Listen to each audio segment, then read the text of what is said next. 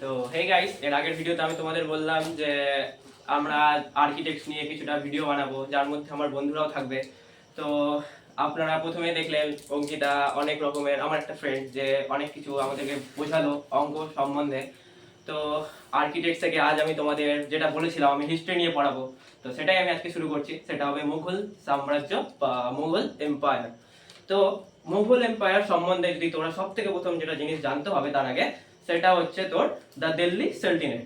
তো দিল্লি সালটিনেট সম্বন্ধে আগে পুরোপুরি জানতে হবে, যেটা নিয়ে আমি আজকে তোদের বুঝাবো। এরপরের দিন তোদের মুঘল এম্পায়ার পড়াবো, আজকে তোদের এটাই করাচ্ছি। তো সব থেকে প্রথম, এটা তোর 1280 শুরু হয়েছিল আর 1526 শেষ হয়েছিল, যা পুরোপুরি 325 বছর চলেছিল। হ্যাঁ, তো এর মধ্যে ছিল মোট 5টা ডেস্টিনি, যার মধ্যে তোদের আমি নামগুলো বলে দিচ্ছি। যেটা হচ্ছে, একটা হলো স্লেভ ডেস্টিনি, তারপরে আসছে খিলজি ডেস্টিনি, তারপরে আছে টুগলাক ডেস্টিনি, তারপরে সাইয়াদ, আর তারপরে লোধি ডেস্টিনি। তো এই 5টা ডেস্টিনির নাম সব থেকে প্রথম মনে করে রাখবি। তো সেই সব এবার আমরা লিটারারি সোর্সের নামে কথা বলবো, যেটাকে বাংলায় বলা হয় সাহিত্যিক উৎস। তো আমার যেটা সব থেকে প্রথম, আমি একটা ওখানে পোয়েমের নাম পেয়েছি, সেটা হলো তারিখ, সরি আমার একটু হাতের লেখা ঠিক নাই, তারিখে ফিরোজ শাহী,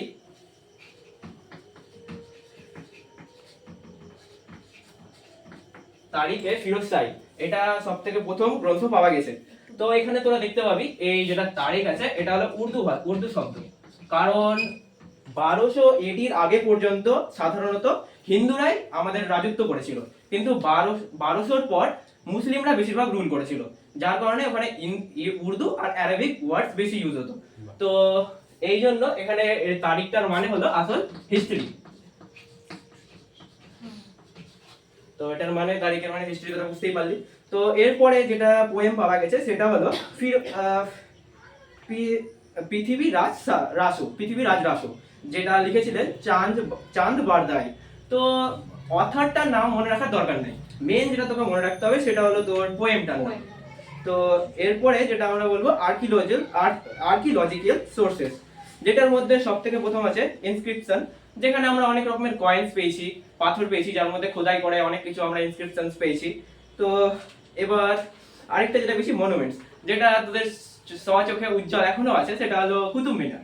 কুতুব মিনার আমরা যেটা তৈরি করেছিল ইলতুৎমিশ, যেটা তোরা খুব সহজে দেখতে পাবি। তো আমরা তার সম্বন্ধে কথা বলবো, ইলতুৎমিশ। তো প্রথমে আমরা কথা বলি এবার স্লেভ ডেস্টিনি। তো আমি তোদের এটা ভারত ধরে নে, তোরা এটা ভারতের মতন হলো না, তবু আমি মানে ধরে নেতে, বুঝলি? তো এটা ধরে নে ভারত। তো তখন কিন্তু পাকিস্তানও ছিল এখানে, এটা আমাদের পাকিস্তানও ভারতেই ছিল। তা আর তার উপরে ছিল আফগানিস্তান, এই জায়গাটা আফগানিস্তান, আর এই জায়গাটা ছিল তখন ইরান। তো এই যে জায়গাটা আছে আফগানিস্তান আর ইরানের মধ্যে, এখান থেকে এসেছিল, মানে আমাদের যেটা দিল্লি ছিল তখন সেটা ক্যাপিটাল ছিল। তো যেখানে ওরা যুদ্ধ বেশিরভাগ ওখানে যুদ্ধ হতো, যেহেতু সেন্ট্রাল পয়েন্ট ছিল। তো সেইখানে প্রথম যুদ্ধ মধ্যে জয় হয়েছিল মোহাম্মদ গজনবী আর মোহাম্মদ গৌরী।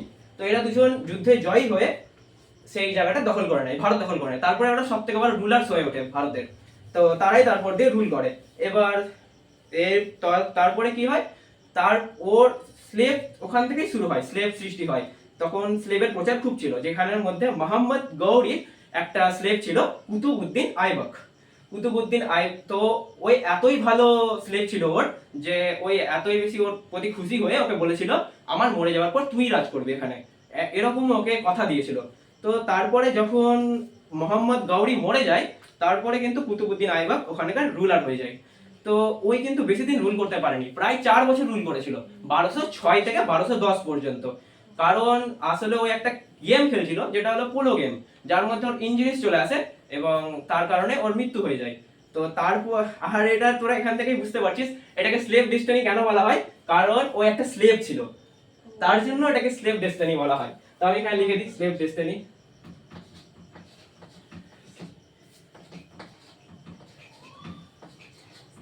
ও সরি, ডাইনেস্টি, আমি একটু ভুল করে দিয়েছি, ঠিক আছে, ডাইনেস্টি। তো সেকেন্ড যেটা আমাদের সেকেন্ড ওখানকার রুলার্স হয় ওই কুতুবউদ্দিন আইবকের পর, সে হলো ইলতুৎমিশ। এবার ইলতুৎমিশ যখন আসে, সেও তোর এবার আগে তো এইটা পয়েন্ট জানা নেই যে কুতুবউদ্দিন আইবকই কিন্তু শুরু করেছিল তোর কুতুব মিনারের কাজটা, কিন্তু ওই শেষ করতে পারেনি, ওই শেষ করতে করতেই মরে যায়। তো সেই কাজটা প্রপার শেষ করে ইলতুৎমিশ, তার জন্যই ওটা। আর ইলতুৎমিশই ধরা হয় যে ওই বানিয়েছে, ওই শুরু করেছিল কুতুবউদ্দিন আইবক।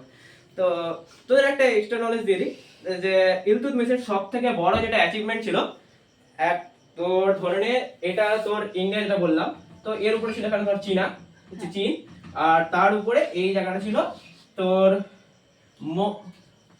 সরি মংডিয়া। তো মংডিয়া থেকে না যে সব থেকে বড় রুলার ছিল ওখানকার চাঙ্গেজ খান কিন্তু এত এত পাওয়ারফুল ছিল যাকে গোটা ওয়ার্ল্ড ওর নাম শুনে ভয় করতো, যার কারণে ওর সাথে মানে কেউ ভিড়তেই যে চাইতো না। তো সে কিনা একটা ওর শত্রুর পিছনে ছুটেছিল, আর ওই তখন ওটার চান্সেই ওই ভারতে ঢোকার চেষ্টা করছিল, ভারতে আক্রমণ করার চেষ্টা করছিল। তো সেই সময় এটা থেকে ইলতুৎমিশ কিন্তু আমাদের বাঁচিয়েছিল, রক্ষা করেছিল, সে ওকে ঢুকতে দেয়নি। তো যার কারণে ওটার সব থেকে বড় অ্যাচিভমেন্ট যে ওই ভারতকে বাঁচিয়েছিল চাঙ্গেজ খানের আক্রমণ থেকে। আর আরেকটা জিনিস, তুই পরবর্তীকালেও যখন এটা নিয়ে পড়বি সব থেকে বেশি হিস্ট্রিতে তুই চাঙ্গেজ খান, নেপোলিয়ন আর আলেকজান্ডারের নামটা বেশি পাবি, কারণ তারা হলো সব থেকে বড় রুলার্স। ওদের মতন রুল আজ পর্যন্ত কেউ করতে পারেনি, আর হয়তো পারবেও না পরবর্তীকালে।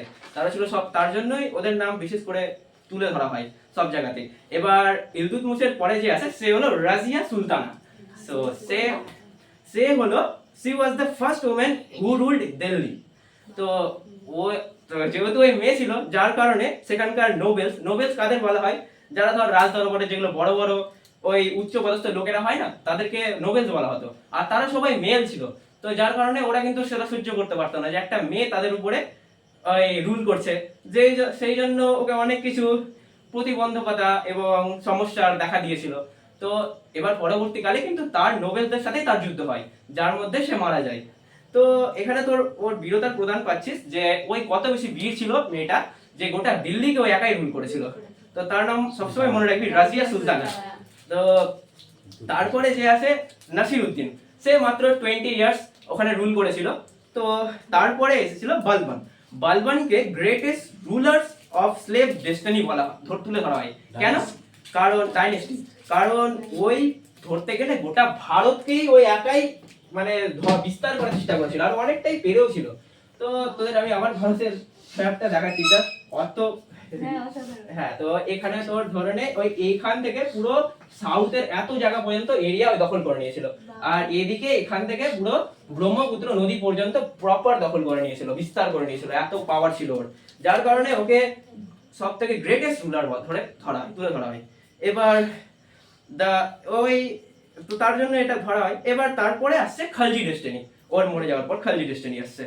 তো খালজি ডাইনেস্টি, আমার এটা বারবার ভুল হচ্ছে। তো খালজি ডাইনেস্টি আসার পর ওখানকার মেন যে রুলার ছিল সে হলো আলাউদ্দিন খলজি। তো আলাউদ্দিন খলজি ছিল একটা মিলিটারি কমান্ডার। তো সে কোথায় থেকে এসেছিল সেটা তোদের বলে দিই। এখানে তোর ওই বললাম এটা তখন ভারতেরই অংশ ছিল পাকিস্তান, তার উপরে ছিল আফগানিস্তানের এখানে ইরান ছিল। হ্যাঁ, তো ওইও সেম এই জায়গাটা থেকে ওই ভারতে আক্রমণ করেছিল, আর আক্রমণ করে সে জয়ী হয়ে সেখানকার রুলার্স হয়েছে খালজি। আর সে ছিল একটা বড় মিলিটারি কমান্ডার, আর তার সাথে সে অ্যাডমিনিস্ট্রেটর ছিল। তো সে তার ড্রিম কি ছিল? দ্বিতীয় আলেকজান্ডার হওয়ার, ওর মতন পাওয়ারফুল হওয়ার, যেহেতু অনেক বড় গ্রেটেস্ট রুলার ছিল। তো তারপরে আর একটা ছিল ওর ইচ্ছা যে ওই গোটা ভারতকে একাই বিস্তার করবে, একাই মানে রাজত্ব করবে। তো এটা ওর ছিল দ্বিতীয়। আর ওর একটা ছিল তোর কমান্ডার ছিল, সেই কমান্ডারটার নাম হলো মালিক কাফির।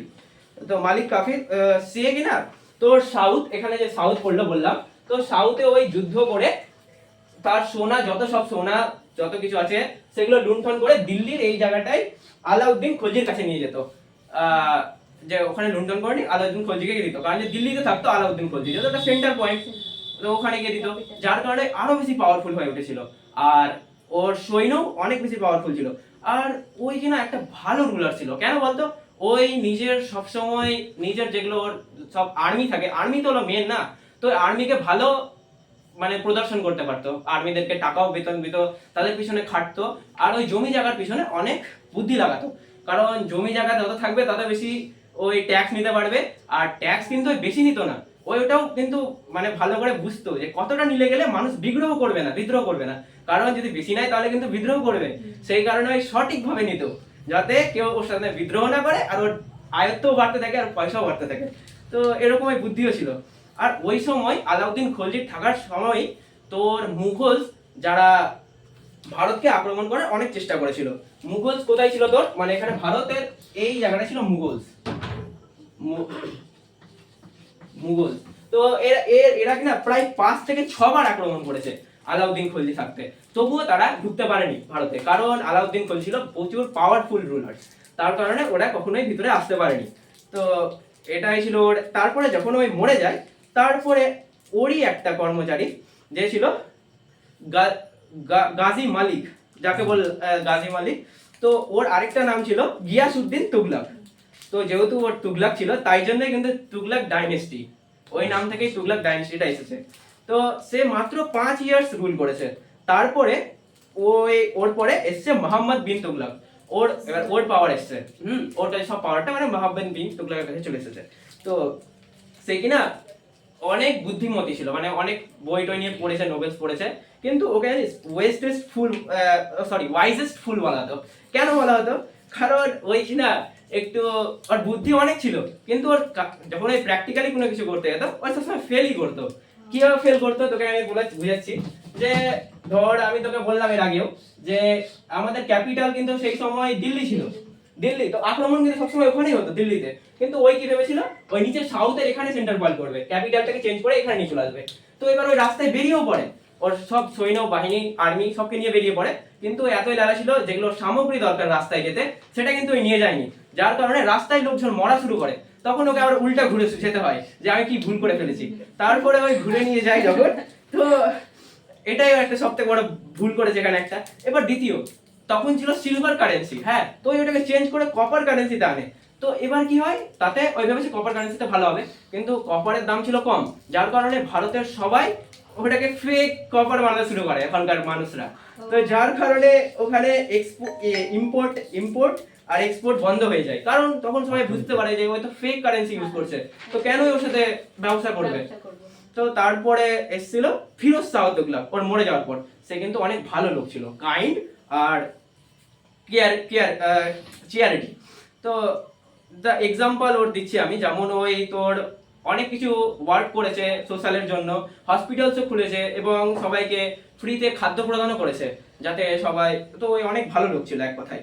তো যখন তিমুর আক্রমণ হয়, তিমুর দ্য লেম, তো এই আক্রমণে কিনা ওই মারা যায়, ওকে ওই সহ্য করতে পারে না এটা, আর তখনই ওই তুগলকটা প্রায় ছড়িয়ে যায়, বিখরে যায়, মানে ভেঙে দেয় এক কথায়, এত পাওয়ারফুল ছিল, ভেঙে দেয় পুরোপুরি। তো তারপরে এসেছিল সাইয়াদ ডাইনেস্টি আর লোদি ডাইনেস্টি, কিন্তু এগুলো প্রচন্ড পাওয়ারফুল ছিল না, যার কারণে অতটা ডিটেলস আর প্রয়োজন বলে মনে হয় না। তো তো আমি লোদি ডাইনেস্টির মধ্যে থেকে যে লাস্ট সব থেকে ছিল যে রুল করেছিল সে হলো ইব্রাহিম লোদি। তো ইব্রাহিম লোদিকে আমি তোকে বললাম এর আগেও যে মুঘলরা কিন্তু অনেক তখন ধরে যুদ্ধের জন্য কিন্তু লড়ছিল যে ঢুকবে ওরা ভারতে। তো ইব্রাহিম লোদি ছিল পেয়েছে, মানে ব্যাস দিয়েছে যুদ্ধ করে, আর পারেনি, ব্যাস তার সেখানেই ঢুকে গেল মুঘল এম্পায়ার, তৈরি হয়ে গেল মুঘল এম্পায়ার। তো আমি এই সম্বন্ধে এর পরের দিন বলবো, আজকে এখানে পার্ট 1টা শেষ করছি, আর এর পরের দিন পার্ট 2 হবে মুঘল এম্পায়ার সম্বন্ধে। আর আমি তোদের জন্য কিছুটা কোশ্চেন্স বানিয়েছি যেটা কিন্তু কম্পিটিটিভ এক্সামটাও এসছে, তো দেখি তোরা পারিস কিনা। বল তো দিল্লির সুলতানের সবথেকে প্রথম স্থাপনা কে করেছিল, মানে দিল্লি সালতানাতের স্থাপনা কে করেছিল? कुतुबुद्दीन ऐबक। मैं बोल रहा ना। तापरे दिल्ली पर राज करने वाली पहली औरत कौन थी? शाबाश। और एक जिज्ञेस करी वाइस फुल किसे कहा जाता था? एकदम। और एक दिल्ली सल्तनत का अंतिम शख्स कौन था? ना এখনই বললাম, হ্যাঁ ইব্রাহিম লোদি। তো এখানে আমার ক্লাস শেষ করছি আজকে। তো থ্যাংক ইউ সবাইকে। অনেক ভালো, দারুণ হয়েছে। না ও